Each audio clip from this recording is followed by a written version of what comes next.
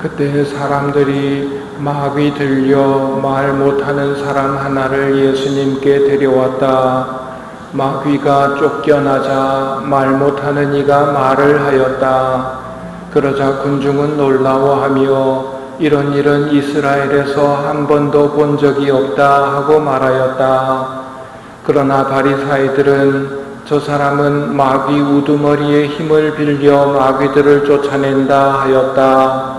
예수님께서는 모든 고을과 마을을 두루 다니시면서 회당에서 가르치시고 하늘나라의 복음을 선포하시며 병자와 허약한 이들을 모두 고쳐주셨다.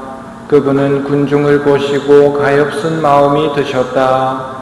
그들이 목자 없는 양들처럼 시달리며 기가 꺾여 있었기 때문이다.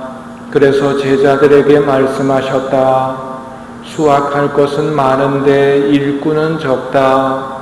그러니 수확할 밭의 주인님께 일꾼들을 보내주십사고 청하여라. 주님의 말씀입니다.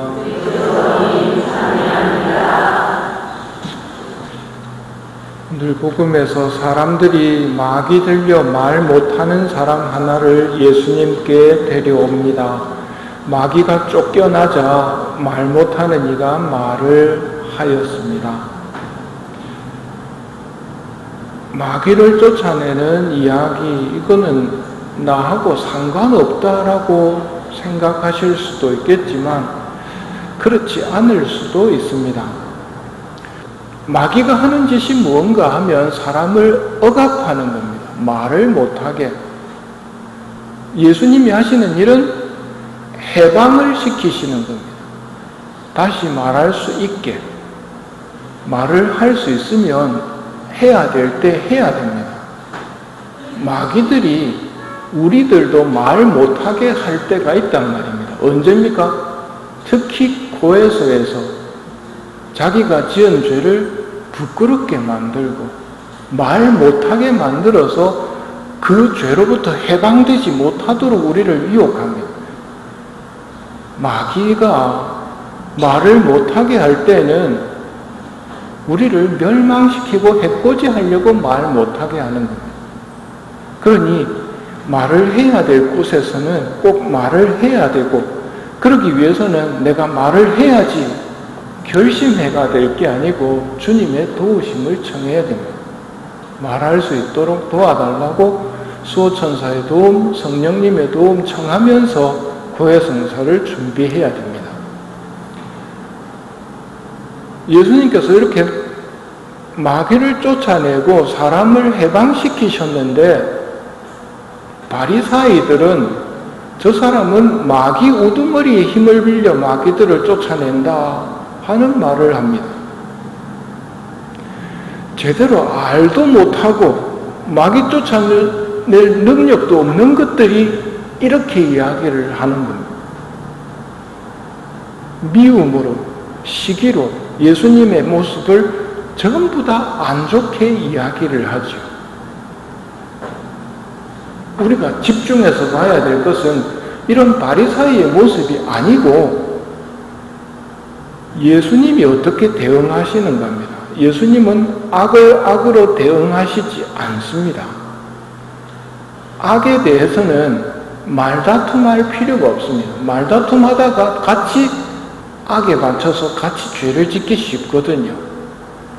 여러분들 가운데도 억울한 일을 겪어보지 않은 분도 없을 것이고 앞으로 겪지 않을 거라고 말할 수 있는 사람도 없을 겁니다. 예수님을 닮으려면 우리가 한 선한 일에 대해서, 우리가 한 착한 일에 대해서 제멋대로 평가하고 함부로 입 놀리는 사람들에 대해서 예수님이 어떻게 하셨는가를 기억할 줄 알아야 됩니다. 베드로전서 3장 9절, 악을 악으로 갚거나 모욕을 모욕으로 갚지 말고 오히려 축복해 주십시오. 바로 이렇게 하라고 여러분은 부르심을 받았습니다. 왜 이렇게 해야 됩니까? 그것은 여러분이 복을 상속받게 하려고, 여러분이 복 받으려면 악을 악으로 갚지 않으면 복을 받습니다. 너무 억울하지 않습니까? 그래서 상을 받는 겁니다. 악으로 갚아버리면 선한 일을 하고서 받을 상을 다 받는 거하고 똑같단 말입니다. 악을 악으로 갚거나 모욕을 모욕으로 갚지 말고 오히려 축복해 주십시오. 이렇게 할 때 여러분이 복을 상속받게 된다는 말입니다.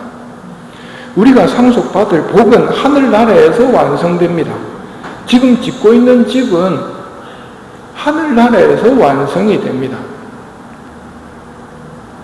구마하신 다음 예수님께서 회당에서 가르치시고 하늘나라의 복음을 선포하시며 병자와 허약한 이들을 모두 고쳐주십니다.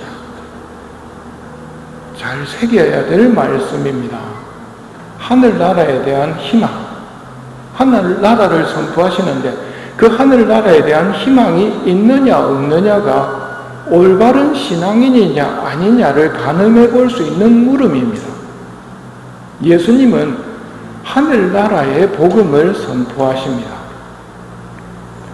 하늘나라에 대한 희망이 없다면 세상은 헛될 뿐이고 우리 삶 또한 의미가 없습니다.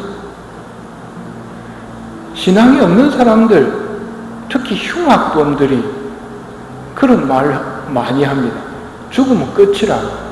그래서 죽기 전에 한탕하고 성공하면 따봉이고 잘못되면 죽으면 끝이라. 이러면서 악한 짓을 하거든. 그럼 정말 무서운 이야기입니다. 영원한 세상이 있는데 그 영원한 세상을 전혀 준비하지 않는 것이죠. 그래서 예수님께서는 하늘나라를 선포하시고 우리에게 하늘나라에 대한 희망의 덕이 자리 잡기를 원하시는 겁니다. 망덕으로 잘 갖춰져야 신앙인입니다. 하늘나라를 잊어버리고 보이는 것만 갖고 이야기를 하는 것은 신앙인이라고 하기는 좀 뭐합니다. 슬퍼하고 울 일이 있어도 가난하고 박해를 받더라도 하늘나라에서 받을 상이 커져간다는 것을 알 때 우리는 기뻐하며 살 수 있습니다. 이게 산상수훈의 가르침입니다. 행복하여라 가난한 사람들, 행복하여라 슬피 우는 사람들. 아이고 신부님 누가 모릅니까? 그런데 나는 안 되는데 어찌합니까? 나는 억울하면 참지를 못하고 누가 어문 소리 하면 그 인간 정말 미워지고 그거 안 됩니까? 안 됩니다. 그럼 어찌해야 됩니까? 그래서 오늘 복음 다시 한번 자세히 읽어봐야 됩니다. 하늘나라 복음을 선포하시며 병자와 허약한 이들을 모두 고쳐주십니다. 그게 병자와 허약한 이들입니다. 알면서 잘 안 되는 게 병자고 알면서 잘 못 지키는 게 허약한 이들입니다. 예수님께서는 당신의 가르치심을 주시고 그거 제대로 못 지킨다고 해가지고 막 윽박지르는 분이 아니란 말이에요. 마귀가 그 거짓말합니다. 예수님은 그 말씀을 선포하신 다음에 제대로 못 따르는 병자와 허약한 이들을 고쳐주십니다. 고침 받고 싶으면 어떻게 하면 되겠습니까? 병원에 자주 찾아가는 것처럼 성찬에 예수님 자주 찾아뵙고 제가 성당 오기가 힘듭니다. 그러면 좋은 방법이 있습니다. 집에서 신령성체를 하십시오. 예수님 제 안에 와주십시오 하고 신령성체 하신 다음에 그 예수님께 저 좀 고쳐주십시오 하면 됩니다. 또 이렇게 억울한 소리 앞에서 제가 견디지를 못하고 있습니다. 그러면 예수님 어떻게 하십니까? 병자와 허약한 이들을 모두 고쳐주십니다. 그게 예수님입니다. 우리 자신의 모습에 실망하지 마십시오. 고쳐지는 데는 시간이 좀 걸립니다. 내 신심이 한 방에 고쳐질 정도로 크지는 않거든요. 고쳐주시려는 예수님을 믿으십시오. 그분은 정말 선하십니다. 이렇게 하라고 아무리 말을 해도 저렇게 하는 게 우리 모습이거든요. 그런 모습을 지닌 우리를 예수님은 끝까지 고쳐주시려고 하십니다. 그게 신앙입니다. 신앙은 다른 걸 하느님이 계시다는 걸 믿는 게 아니고 하느님이 나를 사랑하시고 나를 고쳐주시고 나의 허약함을 고쳐서 하늘나라 올 수 있도록 만들어주시는 분이 하느님이라는 것. 그러기 위해서 예수님을 보내주셨다는 것. 예수님에게 희망을 가지는 게 신앙인입니다. 우리가 착해서가 아니고 예수님이 정말 착하시기 때문에 가능한 일입니다. 그래서 이걸 두자로 하면 복음입니다. 복음. 기쁜 소식이 들려옵니다. 우리를 괴롭히는 마귀, 그놈들 예수님 앞에서는 꼼짝도 못하는 놈들이라는 걸 우리는 압니다. 그 예수님이, 그 크신 분이 우리 편이란 말입니다. 그게 복음입니다. 예수님께 감사드리는 마음으로 이 미사를 봉헌하며 오늘 복음 말씀 다시 한번 새기도록 합시다. 예수님께서는 회당에서 가르치시고 하늘나라의 복음을 선포하시며 병자와 허약한 이들을 모두 고쳐주셨다.